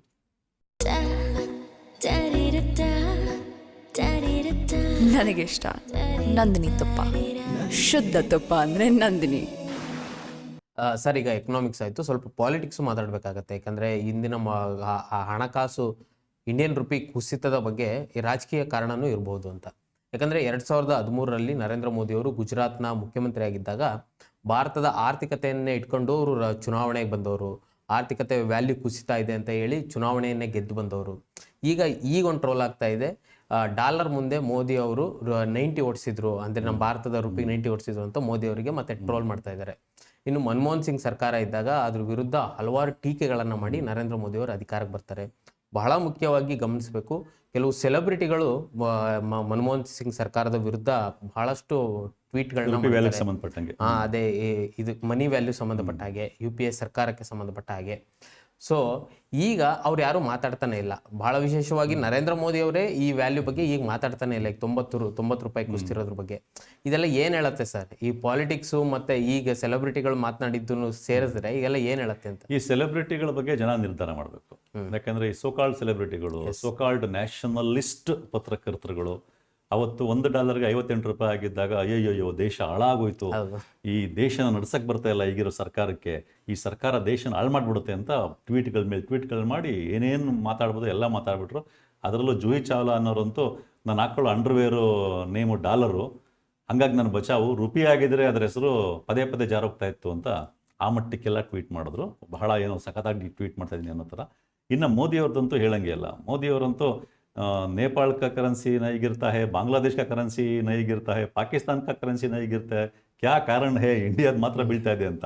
ಇವತ್ತು ನೋಡಿದ್ರೆ ಏಷ್ಯಾದ ಯಾವುದೇ ಕರೆನ್ಸಿಗಿಂತಲೂ ಅತ್ಯಂತ ಹೆಚ್ಚು ಕೆಟ್ಟದಾಗಿ ಪರ್ಫಾರ್ಮೆನ್ಸ್ ಮಾಡಿರೋದು ಇಂಡಿಯನ್ ರುಪಿ, ಭಾರತದ ರುಪಿ. ಇವತ್ತೇನು ಇವ್ರು ಯಾರು ಸೆಲೆಬ್ರಿಟಿಗಳಿಗೆ ನಿಜಕ್ಕೂ ಸೋಕಾಲ್ಡ್ ಸೆಲೆಬ್ರಿಟಿಗಳು, ಸೋಕಾಲ್ಡ್ ನ್ಯಾಷನಲಿಸ್ಟ್ ಪತ್ರಕರ್ತರಿದಾರಲ್ಲ, ಇವ್ರು ನಿಜಕ್ಕೂ ದೇಶದ ಕಾಳಜಿ ಇದ್ದಿದ್ರೆ ಇವತ್ತು ಮಾತಾಡಬೇಕಾಗಿತ್ತು. 90 ರೂಪಾಯಿ ಆಗಿದ್ರು, 58 ರೂಪಾಯಿ ಆಗಿರಾಗಲೇ ಸಿಕ್ಕಾಪಟ್ಟೆ ಗಾಬರಿ ಆಗ್ಬಿಟ್ಟಿದ್ರು. ಇನ್ನೇನು ಹಾರ್ಟ್ ಅಟ್ಯಾಕ್ ಆಗ್ಬಿಡುತ್ತೆ ಅನ್ನೋ ಮಟ್ಟಿಗೆ ಗಾಬರಿಯಾಗಿ ಮೆಸೇಜ್ ಮೇಲೆ ಮೆಸೇಜ್ ಮಾಡ್ತಿದ್ರು. ಈಗ ಬಾಯಿ ಮುಚ್ಚಿಕೊಂಡು ಸೈಲೆಂಟ್ ಆಗಿ. ಶಿಲ್ಪಾ ಶೆಟ್ಟಿ ಅವರಂತೂ ಡಾಲರ್ ಎಸ್ಕಲೇಟರ್ ನಲ್ಲಿ ಇದೆ ಅಂತ ಹೇಳ್ತಾರೆ. ಅವೆಲ್ಲ ಸೈಲೆಂಟ್ ಆಗಿದ್ದಾರೆ. ಅಂದ್ರೆ ಅವರು ಈ ಸೆಲೆಬ್ರಿಟಿಗಳದ್ದು ಲೆವೆಲ್ ಏನು, ಅವ್ರಿಗೆ ಎಷ್ಟು ಬೆಲೆ ಕೊಡಬೇಕು ಅನ್ನೋದನ್ನ ಜನ ಅರ್ಥ ಮಾಡ್ಕೋಬೇಕು.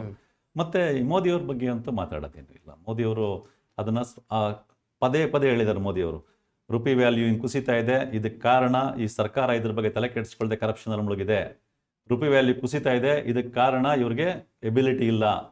ರುಪಿ ವ್ಯಾಲ್ಯೂ ರುಪಿ ವ್ಯಾಲ್ಯೂ ಕುಸಿಯೋದು ಹೆಂಗೆ, ಅದು ತಡೆಯೋದು ಹೆಂಗೆ ಅಂತ ನನಗೆ ಗೊತ್ತು. ನಾನು ಗುಜರಾತಲ್ಲಿ ಅಧಿಕಾರದಲ್ಲಿ ಇದ್ದೀನಿ, ನಡೆಸಿದ್ದೀನಿ, ಇವ್ರಿಗೆ ಮಾಡೋಕ್ಕಾಗ್ತಾ ಇಲ್ಲ ಅಂತೆಲ್ಲ ಹೇಳಿದಂಥ ಮೋದಿ, ಅದರಲ್ಲೂ ಒಂದು ಮಟ್ಟದಲ್ಲಂತೂ ದೆಹಲಿ ಸರ್ಕಾರ ಮತ್ತು ರುಪಿ ಇವೆರಡರ ಶೀಲ ಯಾವುದು ಬೇಗ ಕಳ್ಚೋಗುತ್ತೆ ಅದು ಕಾಂಪಿಟೇಷನ್ ಇದೆ ಅನ್ನೋಷ್ಟು ಕೆಳಮಟ್ಟದಲ್ಲೆಲ್ಲ ಮಾತಾಡೋದು. ಇವತ್ತೇನು ಮಾತಾಡ್ತಿಲ್ಲ ಅವರು. ಇವತ್ತು ಅವ್ರದ್ದೇ ಮಾತುಗಳನ್ನ ಅನ್ವಯಿಸಿ ನೋಡೋದಾದ್ರೆ 58 ರೂಪಾಯಿ ಆಗಿದ್ದಾಗಲೇ ಇವ್ರಿಗೆ ಆಡಳಿತ ನಡ್ಸಕ್ಕೆ ಬರ್ತಾ ಇಲ್ಲ, ಕರಪ್ಷನ್ ಮುಳುಗಿದ್ದಾರೆ ಅಂತ ಹೇಳ್ದಂಥ ಮೋದಿ ಅವ್ರಿಗೆ 90 ರೂಪಾಯಿ ಆಗಿದ್ದಾಗ ಅವರಷ್ಟು ಆಡಳಿತ ನಡ್ಸಕ್ಕೆ ಬರ್ತಾ ಇಲ್ಲ ಅಂತ ಹೇಳ್ಬೇಕಾಗತ್ತೆ. ಅವ್ರದೇ ಮಾತುಗಳದೆ ಅಲ್ಲ, ಈಸಿಯಾಗಿ ಅದು ಓಪನ್ ಅದು ಬಟಾಬಾಯಿಲಾಗಿ ಕಾಣ್ತಾ ಇದೆ.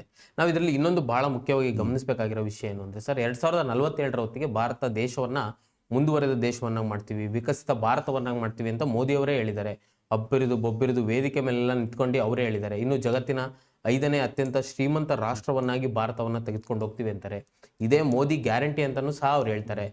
ಇವೆಲ್ಲದರ ನಡುವೆ ಇವತ್ತು ರುಪಿ ವ್ಯಾಲ್ಯೂ ಕುಸಿತಿದೆ. ಇದಕ್ಕೆ ನರೇಂದ್ರ ಮೋದಿಯವರ ರಾಜಕೀಯ ಕಾರಣನೂ ಇರಬಹುದಾ? ನರೇಂದ್ರ ಮೋದಿಯವರ 11-12 ವರ್ಷದ ಆಡಳಿತವೂ ಇರಬಹುದಾ? ಇಲ್ಲ, ಅದ್ರಲ್ಲಿ ಡೌಟೇ ಇಲ್ಲ. ಯಾಕಂದ್ರೆ ಈ 11-12 ವರ್ಷದಲ್ಲಿ ಅವರು ಆಡಳಿತ ಮಾಡಿರೋ ರೀತಿ ಇದೆಯಲ್ಲ, ನಾವು ಅದನ್ನು ಗಮನಿಸ್ತಾ ಇದ್ದೀವಿ. ಎಕನಾಮಿಕಲಿ ದೇಶ ನಿಜಕ್ಕೂ ಸರಿಯಾದ ರೀತಿ ನಡೀತಾ ಇಲ್ಲ ಅನ್ನೋದಕ್ಕೆ ಅಂಕಿಅಂಶಗಳು ಹೇಳ್ತಾ ಇವೆ. ಅಂಕಿಅಂಶಗಳು ಯಾವಾಗ ಇದನ್ನು ಹೇಳ್ಬಿಡ್ತಾ ಇವೆ, ಸತ್ಯವನ್ನು ಹೇಳ್ತಾ ಇವೆ ಅಂತ ಗೊತ್ತಾಯಿತು, ಅವ್ರ ಅಂಕಿಅಂಶಗಳನ್ನ ಸುಮಾರು ವಿಷಯಗಳಲ್ಲಿ ಕೊಡೋದು ನಿಲ್ಲಿಸಿದ್ರು, ಡಾಟಾ ಕೊಡೋದು ನಿಲ್ಲಿಸಿದ್ರು, ಡಾಟಾ ಮ್ಯಾನಿಪುಲೇಷನ್ ಶುರು ಮಾಡಿದ್ರು. ಮತ್ತು 2015ರಲ್ಲೇ ಅವರು GDP ಲೆಕ್ಕಾಚಾರ ಹಾಕುವ ರೀತಿಯನ್ನೇ ಬದಲಾಯಿಸಿದ್ರು. ಈ ರೀತಿ ಹಿಂಗೆ ಮಾಡ್ಕೊಂಡು ಬರ್ತಾ ಇದ್ದಾರೆ. ಸೊ ಅವರ ಆಡಳಿತ ಸರಿಯಾಗಿ ನಡ್ಸೋಕ್ಕಾಗ್ತಾ ಇಲ್ಲ, ಅದರಿಂದ ದೇಶದ ಸಮಗ್ರ ಅಭಿವೃದ್ಧಿ ಮಾಡೋಕ್ಕಾಗ್ತಾ ಇಲ್ಲ ಅನ್ನೋ ಕಾರಣಕ್ಕೇ ಅವರು ಜನರ ಮುಂದೆ ಹೋಗುವಂಥದ್ದು ಮತೀಯ ಭಾವನೆಗಳನ್ನು ಹಿಂದೂ ಮುಸ್ಲಿಂ ಇಟ್ಕೊಂಡು ಹೋಗ್ತಾರೆ, ಇನ್ಯಾವುದೋ ಒಂದು ಧಾರ್ಮಿಕ ಭಾವನೆ ಕೆರಳಿಸ್ಕೊಂಡು ಹೋಗ್ತಾರೆ. ಈ ರೀತಿ ಮಾಡಿಕೊಂಡು ಹೋಗ್ತಾ ಇದ್ದಾರೆ. ಯಾಕಂದ್ರೆ ರಾಜಕೀಯ ಮಾಡೋಕ್ಕೆ, ಯಾಕಂದ್ರೆ ಆಡಳಿತನ ಸರಿಯಾಗಿ ನಡ್ಸೋಕ್ಕಾಗ್ತಿಲ್ಲ ಅಂತ ಗೊತ್ತಾಗ್ತಿದೆ. ಮತ್ತು 2040 ವಿಕಸಿತ ಭಾರತ ಅಂತ ಏನು ಹೇಳ್ತಾ ಇದ್ದಾರೆ, ಅಭಿವೃದ್ಧಿಶೀಲ, ಯಾವ ಕಾರಣಕ್ಕೂ ಸಾಧ್ಯ ಇಲ್ಲ ಅದು ಇದೇ ರೀತಿ ಹೋಗ್ತಾ ಇದ್ದಾರೆ. ಯಾಕೆಂದರೆ GDP ಲೆಕ್ಕದಲ್ಲಿ ಹಂಗೆ ಹೋಗ್ಬೇಕು ಅಂತಂದ್ರೂ, ಪರ್ ಕ್ಯಾಪಿಟಲ್ ಇನ್ಕಮ್ ಲೆಕ್ಕದಲ್ಲೂ ಹೋಗ್ಬೇಕು ಅಂತಂದರೆ ಭಾರತ GDP ಪ್ರತಿ ವರ್ಷ more than 10% ವೇಗದಲ್ಲಿ ಬೆಳೆಬೇಕಾಗ್ತದೆ. With this unemployment level, with this per capita income level, India can never become Viksit Bharat in 2047 ಅಂತ ನಾನು ಹೇಳ್ತಾ ಇಲ್ಲ. ಅದನ್ನು ರಘುರಾಮ್ ರಾಜನ್ ಅವರು ಅವರ ಪುಸ್ತಕದಲ್ಲಿ ಅತ್ಯಂತ ಸ್ಪಷ್ಟವಾಗಿ ಅದನ್ನು ದಾಖಲಿಸಿದ್ದಾರೆ. ಮತ್ತೆ ಅನೇಕ ಎಕನಾಮಿಸ್ಟ್ಗಳು ಕೂಡ ಇದನ್ನ ಹೇಳ್ತಾ ಬಂದಿದ್ದಾರೆ. ಹಾಗಾಗಿ ಇವರಿಗೆ ಅಭಿವೃದ್ಧಿ ಪಥದತ್ತ ಭಾರತವನ್ನು ಕೊಂಡೊಯ್ಯೋದು ಹೇಗೆ ಅನ್ನೋದು ಸರಿಯಾದ ಯಾವುದೇ ಕಲ್ಪನೆ ಇದ್ದಂಗೆ ಇಲ್ಲ. ಇದೇ ಕಾರಣಕ್ಕೆ ಭಾರತಕ್ಕೆ 10 ವರ್ಷದಿಂದ ಏನು ಬೆಲೆ ಇತ್ತು ಬೇರೆ ರಾಷ್ಟ್ರಗಳ ಮಧ್ಯೆ, ಆ ಬೆಲೆ ಯಾವ ಮಟ್ಟದಲ್ಲಿ ಇದೆ ಅನ್ನೋದನ್ನು ನಾವು ಪೆಹಲ್ಗಾಮ್ ಟೈಮಲ್ಲಿ ಕಂಡುಕೊಂಡಿದ್ದೀವಿ. ಖಂಡಿತ. ಅಂದರೆ ಫಾರಿನ್ ಎಕ್ಸ್ಟರ್ನಲ್ ಅಫೇರ್ಸು ಸಹ ನಮ್ಮಲ್ಲಿ ಕುಸಿತೋಗಿದೆ ಅಂತ ಇದರಿಂದನೇ ಎದ್ದು ಕಾಣ್ತಾ ಇದೆ. ಸರ್, ಇನ್ನೊಂದು ಭಾಳ ಮುಖ್ಯವಾಗಿ ಗಮನಿಸೋದು, ನೀತಿ ಆಯೋಗದ ವೈಸ್ ಚೇರ್ಮನ್ ಆಗಿದ್ದಂಥ ರಾಜೀವ್ ಕುಮಾರ್ ಅವರು ಒಂದು ಟ್ವೀಟ್ ಮಾಡಿ ಹೇಳ್ತಾರೆ ಏನಂತಂದರೆ, ವಿಶ್ವದ ಪ್ರಮುಖ ಕರೆನ್ಸಿಗಳ ವಿರುದ್ಧ ರೂಪಾಯಿ ಮೌಲ್ಯ ಕುಸಿತ ಆರ್ಥಿಕತೆಗೆ ಒಳ್ಳೆಯದು ಅಂತ ಹೇಳ್ತಾರೆ. ನೀತಿ ಆಯೋಗದ ವೈಸ್ ಚೇರ್ಮನ್ನೇ ಈ ರೀತಿ ಹೇಳುವಾಗ ಇದು ಒಳ್ಳೆಯದೇ ಆಗಿರ್ಬೋದಲ್ವಾ? ಈಗ ರೂಪಾಯಿ ಮೌಲ್ಯ 90 ರೂಪಾಯಿ ಕುಸಿತಿದೆ ಅಲ್ವಾ, ಅದು ಒಳ್ಳೆಯದೇ ಆಗಿದ್ದರೆ, ಈಗ ಒಳ್ಳೇದು ಕೆಲವಿದೆ ಅಂತ ಮಾತಾಡಿದ್ದೀವಿ, ಕೆಟ್ಟದು ಇದೆ ಅಂತ ಮಾತಾಡಿದ್ದೀವಿ. ಒಳ್ಳೇದು ಕೆಟ್ಟದು, ಈಗ ಎಕ್ಸ್ಪೋರ್ಟ್ ಒಂಚೂರು ಎನ್ಕರೇಜ್ಮೆಂಟ್ ಸಿಗುತ್ತೆ, ಅದು ಒಳ್ಳೇದು. ಇಂಪೋರ್ಟ್ ಕಾಸ್ಟ್ ಸಿಕ್ಕಾಪಟ್ಟೆ ಜಾಸ್ತಿ ಆಗುತ್ತೆ. ಎರಡನ್ನೂ ಇಟ್ಕೊಂಡು ನೋಡಿದಾಗ ದೇಶದ ಮೇಲೆ ಆಗೋ ಕೆಟ್ಟ ಪರಿಣಾಮನೇ ಜಾಸ್ತಿ, ಅದರಲ್ಲಿ ಡೌಟ್ ಇಲ್ಲ. ಈಗ ಇವ್ರು ಹೇಳೋ ಥರ ರೂಪಾಯಿ ವ್ಯಾಲ್ಯೂ ಕುಸಿದಿರೋದು ಒಳ್ಳೆಯದೇ ಆಗಿದ್ದಿದ್ದರೆ, ಇವತ್ತು 90 ರೂಪಾಯಿ ಆಗಿದೆ ಅಲ್ವಾ, RBI ತುಂಬ ಸೀರಿಯಸ್ ಆಗಿ ರೂಪಾಯಿ ವ್ಯಾಲ್ಯೂ ಕುಸಿದೇ ಇರೋ ಥರ ಏನೇನು ಮಾಡಬೇಕೋ ಅದನ್ನು ಮಾಡ್ತಾ ಇದೆ. ರೂಪಾಯಿನ ಪರ್ಚೇಸ್ ಮಾಡಿದೆ, ಅದು 4 ಲಕ್ಷ ಕೋಟಿಯಷ್ಟು ಖರ್ಚು ಮಾಡಿದೆ, ಮತ್ತು ಇಂಟ್ರೆಸ್ಟ್ ರೇಟ್ನ ಜಾಸ್ತಿ ಮಾಡುವಂಥ ಒಂದು ಸ್ಟೆಪ್ಸ್ ತೊಗೊಳಕ್ಕೆ ಪ್ರಯತ್ನ ಪಡ್ತಾ ಇದೆ. RBI ತುಂಬ ಸೀರಿಯಸ್ ಆಗಿ ಹೇಗಾದರೂ ಮಾಡಿ ರೂಪಾಯಿ ವ್ಯಾಲ್ಯೂ ಮತ್ತಷ್ಟು ಕುಸಿಯೋದನ್ನು ತಡೆಯೋಕ್ಕೆ ಪ್ರಯತ್ನ ಪಡ್ತಾ ಇದೆ. ಇನ್ಫ್ಯಾಕ್ಟ್ ಅದರ ಪ್ರಯತ್ನದಿಂದಾಗಿಯೇ ಇವತ್ತು 90 ರೂಪಾಯಲ್ಲಿ ನಿಂತಿದೆ, ಇಲ್ಲಾಂದರೆ 92-93 ರೂಪಾಯಿ ಆಗಬೇಕಾಗಿತ್ತು. ಈಗ ವೆರಿ ಸಿಂಪಲ್ ಲಾಜಿಕ್. ಈ ರಾಜೀವ್ ಕುಮಾರ್ ಮತ್ತೊಬ್ಬರು ಹೇಳೋ ರೀತಿ, ಅದೇ ರೀತಿ ಪಾಪ ನಮ್ಮ ಸೋಕಾಲ್ಡ್ ಮಡಿಲ ಮಾಧ್ಯಮಗಳು, ಗೋಧಿ ಮೀಡಿಯಾಗಳ ದೊಡ್ಡ ಡ್ಯಾಂಕರ್ಗಳು, ನ್ಯಾಷನಲಿಸ್ಟ್ ಡ್ಯಾಂಕರ್ಗಳು ಕೂತ್ಕೊಂಡ್ಬಿಟ್ಟು ಇದು ಹೆಂಗೆ ಒಳ್ಳೇದು, ದೇಶಕ್ಕೆ ಆತಂಕ ಪಡಬೇಕಾಗಿಲ್ಲ ಅಂತ ಭಾಷಣ ಮಾಡ್ತಾವ್ರೆ, ಆ್ಯಂಕರಿಂಗ್ ಮಾಡ್ತಾ ಕೂತಿದ್ದಾರೆ. ಇವರೆಲ್ಲ ಹೇಳೋ ಥರ ಒಳ್ಳೇದಾಗಿದ್ದಿದ್ರೆ RBI ತಡೆಯೋಕೆ ಟ್ರೈ ಮಾಡಬೇಕಾಗಿತ್ತು. RBI ಸುಮ್ಮನಿರ್ಬೇಕಾಗಿತ್ತಲ್ಲ. ಹೌದು, 100 ರೂಪಾಯಿ ಆಗಲಿ, 110 ರೂಪಾಯಿ ಆಗಲಿ, 120 ರೂಪಾಯಿ ಆಗಲಿ, $1ಗೆ ಒಳ್ಳೇದೇ ಅಲ್ವಾ. RBI ಮತ್ತಷ್ಟು ಕುಸಿಯದಂತೆ ತಡೆಯೋಕೆ ಪ್ರಯತ್ನ ಪಡ್ತಾ ಇದೆ. ಅದರಲ್ಲೇ ಇದೆ ಆನ್ಸರ್. ಅಕಸ್ಮಾತ್ ಇವರೆಲ್ಲ ರಾಜೀವ್ ಕುಮಾರ್ ಹಿಂಗೆ ಹೇಳ್ತಾ ಇದ್ದಾರೆ, ಇನ್ನು ಗೋಧಿ ಮೀಡಿಯಾಗಳ ಆ್ಯಂಕರ್ಗಳು ಹೆಂಗೆ ಒಳ್ಳೇದು ಇದು ಅಂತ ಹೇಳ್ತಾ ಇದ್ದಾರಲ್ವಾ, ಇದೇ ಜನ ಏನು ಮಾಡ್ತಿದ್ರು ಗೊತ್ತಾ, ಅಕಸ್ಮಾತ್ 85 ರೂಪಾಯಿ ಇತ್ತಲ್ಲ ಜನವರಿಲಿ, ಅದೇನಾದರೂ 75 ರೂಪಾಯಿ ಆಗ್ಬಿಟ್ಟಿದ್ದಿದ್ರೆ ಆಗ ಡಾಲರ್ ವಿರುದ್ಧ ರೂಪಾಯಿ ಸ್ಟ್ರೆಂಥನಿಂಗ್ ಆಗ್ತಾ ಇದೆಯಲ್ಲ ಇದೆಂಗೆ ಒಳ್ಳೇದು ಅಂತ ಮಾತಾಡಿರ್ತಿದ್ರು. ಸರ್, ನೀವು ಇನ್ನೊಂದು ಗಮನಿಸಿರ್ಬೋದು, ಕಳೆದ ವರ್ಷ ಲೋಕಸಭೆ ಟೈಮ್ನಲ್ಲಿ ನರೇಂದ್ರ ಮೋದಿ ಸರ್ಕಾರವೇ ಒಂದು ಹೇಳಿಕೆಯನ್ನು ಕೊಡ್ತದೆ. ಏನು ಅಂದರೆ 2 ಲಕ್ಷಕ್ಕೂ ಹೆಚ್ಚು ಕಂಪನಿಗಳು ಕಳೆದ 5 ವರ್ಷದಲ್ಲಿ ಭಾರತದಲ್ಲಿ ಮುಚ್ಚಲ್ಪಟ್ಟಿವೆ ಅಂತ ನರೇಂದ್ರ ಮೋದಿ ಸರ್ಕಾರದವರೇ ಹೇಳ್ತಾರೆ. ಸೊ ಈ ರೀತಿ 2 ಲಕ್ಷ ಕಂಪನಿಗಳು ಮುಚ್ಚಿದ್ರೆ ಕೋಟ್ಯಾಂತರ ಜನ ನಮ್ಮ ದೇಶದಲ್ಲಿ ಉದ್ಯೋಗ ಕಳ್ಕೊಂತಾರೆ. ಇವತ್ತು ಹಣ ಕುಸಿತಕ್ಕೆ ಕಾರಣ ಇದು ಆಗಿರ್ಬೋದು. ಇವೆಲ್ಲದನ್ನು ನೋಡ್ತಾ ಕೂತಿರುವಂಥ ನೀವೇ ಆಗಲೇ ಹೇಳ್ದಂಗೆ ಮಡಿಲ ಮಾಧ್ಯಮಗಳು ಬಟ್ಟಂಗಿತನವನ್ನು ತೋರಿಸ್ತಾ ಸುಮ್ಮನೆ ಕೂತಿದಾವಲ್ಲ, ಯಾಕೆ ಅಂತ? ಯಾಕೆ ಅಂತಂದರೆ ಅವು ಗೋಧಿ ಮೀಡಿಯಾಗಳು ಅವರು ಕೂತಿರೋದೇನೆ ಜರ್ನಲಿಸಮ್ ಮಾಡೋಕ್ಕೆ ಕೂತಿಲ್ಲ ಅವರು. ಮಾಧ್ಯಮ ಅನ್ನೋದು ಪ್ರಜಾಪ್ರಭುತ್ವ 4ನೇ ಅಂಗ ಅಂತ ಹೇಳ್ತೀವಿ. ಆದರೆ ಅವರು ಪ್ರಜಾಪ್ರಭುತ್ವಕ್ಕೆ ಮಾಧ್ಯಮ ಅನ್ನೋ ಹೆಸರಿಗೆ ಅವಮಾನ ಆಗೋ ರೀತಿ ನಡ್ಕೊಳ್ತಾ ಇದ್ದಾರೆ. ಈ ಗೋಧಿ ಮೀಡಿಯಾಗಳು ಅಂತ ಏನು ಕರಿತೀವಿ, ಅವಮಾನ ಆಗೋ ಥರ ನಡ್ಕೊಳ್ತಾ ಇದ್ದಾರೆ. ಅವರು ಏನೇ ಆಗಲಿ, ಯಾವುದೇ ವಿಷಯ ಬಂದರೂ ಮೋದಿಯ ಪರವಾಗಿ BJP ಪರವಾಗಿ ಏನು ಮಾಡಬೇಕು ಅದನ್ನು ಮಾತ್ರ ಮಾಡ್ತಾ ಕೂತಿದ್ದಾರೆ ಹೊರತು ದೇಶ ಹಾಳಾದರೂ ಅವ್ರಿಗೆ ಚಿಂತೆ ಇಲ್ಲ. ದೇಶದಲ್ಲಿ ಯುವಕರಿಗೆ ಯುವತಿಯರಿಗೆ ಎಷ್ಟೇ ತೊಂದರೆ ಆದರೂ, ವಿದ್ಯಾರ್ಥಿಗಳಿಗೆ ಕೆಲಸ ಸಿಗದೆ ಹೋದ್ರೂ, ಉದ್ಯೋಗ ಸಿಗದೆ ಹೋದ್ರೂ, ಏನು ತೊಂದರೆ ಆದರೂ ಅವ್ರಿಗೇನು ಸಮಸ್ಯೆ ಇಲ್ಲ. ಎಲ್ಲವನ್ನು ಕೂಡ ಟ್ವಿಸ್ಟ್ ಮಾಡಿ ಕಮ್ಯುನಲ್. ಈಗ ಪಹಲ್ಗಾಮ್ ವಿಷಯದಲ್ಲಿ ನಿಮಗೆ ಗಮನಿಸಿರ್ತೀರ, ಪಹಲ್ಗಾಮ್ ವಿಷಯದಲ್ಲಿ ಇಂಡಿಯನ್ ಏರ್ಫೋರ್ಸ್ ಅವರು ಎಕ್ಸ್ಟರ್ನಲ್ ಮಿನಿಸ್ಟ್ರಿ ಅವರು ಅನಿಲ್ ಯಾರೋ ಮಾತಾಡ್ತಾ ಹೇಳ್ತಾರೆ, ಪಹಲ್ಗಾಮಲ್ಲಿ ಫಸ್ಟ್ ಟೈಮು ಹಿಂದೂನ ಅಂತ ಕೇಳಿ ಶೂಟ್ ಮಾಡಿದ್ರಲ್ಲ, ಅದರ ಉದ್ದೇಶ, ಪಾಕಿಸ್ತಾನದ ಉದ್ದೇಶ ಏನಾಗಿತ್ತು ಅಂತಂದರೆ ಇಂಡಿಯಾದೊಳಗಡೆ ಹಿಂದೂ ಮುಸ್ಲಿಂ ಡಿವೈಡ್ ಇನ್ನೂ ಜಾಸ್ತಿ ಮಾಡಬೇಕು ಅನ್ನೋ ಉದ್ದೇಶ ಆಗಿತ್ತು ಅಂತ. ಆ ಉದ್ದೇಶವನ್ನು ಅತ್ಯಂತ ಸ್ಪಷ್ಟವಾಗಿ ನೆರವೇರಿಸಿದ್ದು ಇದೇ ಗೋಧಿ ಮೀಡಿಯಾಗಳು. ಅಂದರೆ ಹಿಂದೂ ಮುಸ್ಲಿಂ ಅಂತಲೇ ಮಾತಾಡಿದ್ರು, ಎಲ್ಲ ಮುಸ್ಲಿಮರು ಹಿಂಗೆ ಅಂತ ಮಾತಾಡಿದ್ರು. ಇವರು ಪ್ರತಿಯೊಂದರಲ್ಲೂ ಕೂಡ ಇಷ್ಟೇ ಮಾಡ್ಕೊಂಬರ್ತಾ ಇರೋದು ಹೊರತು ಇವ್ರು ದೇಶದ ಬಗ್ಗೆ ಕಾಳಜಿಯಿಂದ ರುಪಿ ಮೌಲ್ಯ ಕಡಿಮೆ ಆಗ್ತಾ ಇದೆಯಲ್ಲ, ಇದಕ್ಕೆ ಯಾಕೆ ಮಾಡ್ತಾ ಇದ್ದೀರಾ ಅಂತ ಪ್ರಶ್ನೆ ಕೇಳ್ತಿಲ್ಲ ಮೋದಿಯವ್ರನ್ನ. ಇವರು ಇದು ಬಿಟ್ಬಿಡಿ, ಚುನಾವಣಾ ಬಾಂಡು ಇಂಡಿಯನ್ ಹಿಸ್ಟ್ರಿನಲ್ಲೇ ಬಿಗ್ಗೆಸ್ಟ್ ಕರಪ್ಷನ್. ಇವ್ರು ನಿಜಕ್ಕೂ ದೇಶದ ಬಗ್ಗೆ ಕಾಳಜಿ ಇದ್ದಿದ್ರೆ, ಪ್ರಜಾಪ್ರಭುತ್ವದ ಮೌಲ್ಯದ ಬಗ್ಗೆ ಗೌರವ ಇದ್ದಿದ್ರೆ, ನಿಜವಾದ ಪ್ರಜಾಪ್ರಭುತ್ವದ 4ನೇ ಅಂಗ ಕೆಲಸ ಮಾಡ್ತಿದ್ದಿದ್ರೆ ಈ ಗೋಧಿ ಮೀಡಿಯಾಗಳು ಕೇಳಬೇಕಾಗಿತ್ತು. ಅವತ್ತು 2 ಲಕ್ಷ ಕೋಟಿ 1,76,000 ಕೋಟಿ ಅಂತ ಹಗರಣನೇ ಆಗಿಲ್ಲದೆ ಇರೋ 2G ಬಗ್ಗೆ ಹಂಗೆಲ್ಲ ಮಾಡಿದ್ರಲ್ವಾ. ಇಲ್ಲಿ ಇಷ್ಟು ದೊಡ್ಡ ಹಗರಣ ಸುಪ್ರೀಂ ಕೋರ್ಟ್ ಹೇಳ್ಬಿಡ್ತು, it is legalising of the corruption ಅಂತ. ಮಾತಾಡಲಿಲ್ಲ. ದಿಸ್ ಈಸ್ ವಾಟ್ ಇಸ್ ಗೋಧಿ ಮೀಡಿಯಾಗಳು. ಅದು ಹೇಳಿದ್ನಲ್ಲ, ಅಕಸ್ಮಾತ್ 75 ರೂಪಾಯಿ ಆಗಿದ್ದಿದ್ರೆ $1, ಆಗ ರುಪಿ ಸ್ಟ್ರೆಂಥನಿಂಗ್ ಆಗೋದು ಎಷ್ಟು ಇಂಪಾರ್ಟೆಂಟು, ಎಷ್ಟು ಒಳ್ಳೇದು ಅಂತ ಮಾತಾಡಿರ್ತಿದ್ರು. ಇವತ್ತು ರುಪಿ ವೀಕ್ ಆಗಿದೆ ಎಷ್ಟು ಮುಖ್ಯ ಅಂತ, ಎಷ್ಟು ಒಳ್ಳೇದು ಅಂತ ಮಾತಾಡ್ತಾ ಇದ್ದಾರೆ. ಸರ್, ಒಟ್ಟಾರೆಯಾಗಿ ನನಗೇನನ್ಸುತ್ತೆ ಅಂದರೆ ಯುವಕರ ಗಮನವನ್ನು ಬೇರೆಡೆಗೆ ಸೆಳೆಯುವಲ್ಲಿ ಈ ಮೋದಿ ಸರ್ಕಾರ ಭಾಳ ವ್ಯವಸ್ಥಿತವಾಗಿ ಮಾಡ್ತಾ ಇದೆ ಅನಿಸುತ್ತೆ. ಅದಕ್ಕೆ ಉದಾಹರಣೆ ಅನ್ನೋ ಥರದಲ್ಲಿ ದೇವರು ಧರ್ಮದ ಹೆಸರಿನಲ್ಲಿ ದ್ವೇಷವನ್ನು ಬಿತ್ತುತ್ತಾ ಇದ್ದಾರೆ. ಈಗ ಇತ್ತೀಚೆಗೆ ನೀವು ಗಮನಿಸಿರ್ಬೋದು, PM ಸಂಕೀರ್ಣವನ್ನು ಈಗ ಸೇವಾ ಸಂಕೀರ್ಣ ಅಂತ ಮಾಡಿರೋದು. ಇನ್ನು PM ನಿವಾಸವನ್ನು ಲೋಕ ನಿವಾಸ ಅಂತ ಹೆಸರು ಬದಲಾವಣೆ ಮಾಡಿರೋದು, ಗವರ್ನರ್ ಆಫೀಸ್ಗಳನ್ನು ಹಾಗೆ ಮಾಡಿರೋದು. ಸೊ ಈ ಹೆಸರುಗಳ ಬದಲಾವಣೆಯಿಂದ ದೇಶವನ್ನು ಮತ್ತು ಯುವಕರ ಗಮನವನ್ನು ಯಾವ ಎಡೆಗೆ ತಗೊಂಡೋಗ್ತಿದ್ದಾರೆ? ಆರ್ಥಿಕತೆಗೆ ಅಭಿವೃದ್ಧಿ ಇಲ್ಲ ಅಂತ IMF ಸಿಗರೇಟ್ ಕೊಟ್ಟಿರುವಾಗ ಇವರು ದೇಶದ ಆರ್ಥಿಕತೆಯನ್ನು ಯಾವ ಕಡೆಗೆ ತಗೊಂಡೋಗ್ತಾ ಇದ್ದಾರೆ? ಅದೇ, ಇವರು ಎಲ್ಲವನ್ನು ನರೇಟಿವ್ಗಳ ಮೂಲಕ ಬಣ್ಣ ಕಟ್ಟಿ, ಬಣ್ಣದ ಮಾತುಗಳ ಮೂಲಕ ಜನರನ್ನು ಮರಳು ಮಾಡಿ ಒಂದು ತಾವು ಅಧಿಕಾರವನ್ನು ನಿರಂತರವಾಗಿ ಹಿಡಿಯೋ ಒಂದು ಪ್ರಯತ್ನದಲ್ಲಿ ಇದ್ದಾರೆ ಅಷ್ಟೇ. ನೀವು ಹೇಳ್ದಂಗೆ ಈಗ PM ನಿವಾಸದ ಹೆಸರು ಬದಲಾಯಿಸಿದ್ರು. ಹೆಸರು ಬದಲಾಯಿದ ತಕ್ಷಣ ಡೆಲ್ಲಿನಲ್ಲಿದೆ ಪ್ರೈಮ್ ಮಿನಿಸ್ಟರ್ ನಿವಾಸ. ಡೆಲ್ಲಿನಲ್ಲಿ ಆಗ್ತಾ ಇದೆಯಲ್ಲ ಏರ್ ಪೊಲ್ಯೂಷನ್, ಮಕ್ಕಳು ಕಷ್ಟಪಡ್ತಾ ಇದ್ದಾರಲ್ಲ, ಹೌದು, ಅದು ಕಡಿಮೆ ಆಗೋಯ್ತಾ? ಈ ರಾಜಭವನದ ಹೆಸರುಗಳನ್ನ ಬದಲಾಯಿಸಿದ ತಕ್ಷಣ ರಾಜ್ಯಗಳಿಗೆಲ್ಲ ತೆರಿಗೆ ಹಣ ಕೊಡದೆ ಮೋಸ ಮಾಡ್ತಾ ಇದ್ದಾರಲ್ಲ, ಅದು ಸರಿಯಾಗ್ಬಿಡ್ತದ? ಹೆಸರು ಬದಲಾಯಿಸಿದ ತಕ್ಷಣ. ಬಟ್ ಇವ್ರ ಹೆಸರು ಬದಲಾಯಿಸಿ ಭಾವನೆಗಳ ಜೊತೆ ಆಟ ಆಡಿ, ನೋಡಿ ಹೆಸರು ಬದಲಾಯಿಸ್ಬಿಟ್ಟಿದ್ದೀವಿ, ನಾವು ನಿಮ್ಮ ಪರ, ನಾವು ಈ ಧರ್ಮ ಆ ಧರ್ಮ ಅಂತ ಇದನ್ನು ನಾಟಕ ಆಡ್ಕೊಂಡು ಹೋಗ್ತಾ ಇದ್ದಾರೆ ಅಷ್ಟೇ. ಸರ್, ಇನ್ನೊಂದು ಕಡೆ ಪ್ರಶ್ನೆ, ಮತ್ತು ಒಂದು ಸಿಂಪಲ್ ಆಗಿ ಹೇಳ್ಬೇಕಂದ್ರೆ, ಓವರ್ ಆಲ್ ದೇಶದ economy is good or bad sir? Indian economy is not in good shape. ಅದರಲ್ಲೇನು, ಯಾಕಂದರೆ ಮೇಲ್ನೋಟಕ್ಕೆ GDPಲಿ ಮಾತ್ರ 5ನೇ ಬಿಗ್ಗೆಸ್ಟ್ ಕಂಟ್ರಿ, 5ನೇ big economy in terms of GDP. ಇನ್ನೊಂದು ವರ್ಷದಲ್ಲಿ 4ನೇ ಬಿಗ್ ಎಕಾನಮಿ ಆಗುತ್ತೆ, ಜಪಾನನ್ನು ಹಿಂದೆ ಇಕ್ಕಿ. ಆದರೆ ಪರ್ ಕ್ಯಾಪಿಟ ಇನ್ಕಮ್ ತಗೊಳ್ಳಿ ನೀವು, ಪರ್ ಕ್ಯಾಪಿಟ ಇನ್ಕಮ್ ಎಷ್ಟಿದೆ? ಪರ್ ಕ್ಯಾಪಿಟ ಇನ್ಕಮ್ಮು ಇವತ್ತು 130-140ನೇ ಪ್ಲೇಸಲ್ಲೆಲ್ಲ ಇದೆ. ಪರ್ ಕ್ಯಾಪಿಟ ಇನ್ಕಮ್ಮು ಕರ್ನಾಟಕ 2ನೇ ಪ್ಲೇಸಲ್ಲೇನೋ ಇದೆ ಇಡೀ ಇಂಡಿಯಾದಲ್ಲಿ ಪರ್ ಕ್ಯಾಪಿಟ ಇನ್ಕಮ್ನಲ್ಲಿ. ಹತ್ತಿರ 2-2.5 ಲಕ್ಷ ಪರ್ ಇಯರ್. ಬಿಹಾರ ಅತಿ ಹೆಚ್ಚು ಪಾಪ್ಯುಲೇಷನ್ ಇರೋ ದೇಶದ 30-40% ಪಾಪ್ಯುಲೇಷನ್ ನಿಮಗೆ ಬಿಮಾರು ರಾಜ್ಯಗಳು ಅಂತ ಹೇಳ್ತೀವಲ್ಲ, ಬಿಹಾರ, ಉತ್ತರ ಪ್ರದೇಶ, ರಾಜಸ್ಥಾನ, ಮಧ್ಯಪ್ರದೇಶ ಇಲ್ಲೇ ಇದೆ. 30-40% ಪಾಪ್ಯುಲೇಷನ್ನು. ಅಲ್ಲಿಯ ಪರ್ ಕ್ಯಾಪಿಟ ಇನ್ಕಮ್ ಎಷ್ಟಿದೆ ನೋಡಿ. ಅಲ್ಲಿಯ ಪರ್ ಕ್ಯಾಪಿಟ ಇನ್ಕಮ್ ಬಿಹಾರ ಅಂತೂ ಇಡೀ ರಾಜ್ಯದ ದೇಶದಲ್ಲಿ ಅತ್ಯಂತ ಕಡಿಮೆ ಇರುವಂಥದ್ದು. ಸೊ ಇದನ್ನು ನೋಡಿದಾಗ ನಿಮಗೆ ಎಷ್ಟೊಂದು ಪಾಪ್ಯುಲೇಷನ್ ಜಾಸ್ತಿ ಇದೆ. ಆದರೆ ಎಕನಾಮಿಸ್ಟ್ಗಳೆಲ್ಲ ಏನು ಹೇಳ್ತಾ ಇದ್ರು, ಇಂಡಿಯಾದಲ್ಲಿ ಪಾಪ್ಯುಲೇಷನ್ ಜಾಸ್ತಿ ಇರೋದು ಬೆನಿಫಿಟ್. ಯಾಕೆ ಅಂತಂದರೆ ಇವತ್ತು ಕೂಡ 18ರಿಂದ 40 ವರ್ಷದ ಏಜ್ ಗ್ರೂಪ್ ಇರೋದು ಹೈಯೆಸ್ಟ್ ಪಾಪ್ಯುಲೇಷನ್ ಇಂಡಿಯಾದಲ್ಲಿ, ಪ್ರೊಡಕ್ಟಿವ್ ಏಜ್ ಗ್ರೂಪು. ಬಟ್ ಅವ್ರಿಗೆ ಕೆಲಸ ಕೊಡ್ತಾ ಇಲ್ಲ. ನೀವು ಬಿಹಾರದಿಂದ ಬೆಂಗಳೂರು ಇಂಥ ಕಡೆಗೆ ತುಂಬ ಜನ ಹುಡ್ಕೊಂಡ್ಬರ್ತಾರೆ, ಬೇರೆ ಬೇರೆ ಕಡೆಗೆ ಹೋಗುವಂಥ. ಉತ್ತರ ಪ್ರದೇಶದಿಂದ ಹೋಗ್ತಾ ಇದ್ದಾರೆ, ಅಸ್ಸಾಂ ಕಡೆಯಿಂದ ಬರ್ತಾರೆ. ಸೊ ನೀವು ಆ ಒಂದು ಡೆಮೋಗ್ರಫಿಕ್ ಬೆನಿಫಿಟ್ ಇತ್ತಲ್ಲ, ಅದನ್ನು ಕೈ ಚೆಲ್ಲಿದ್ರಿ.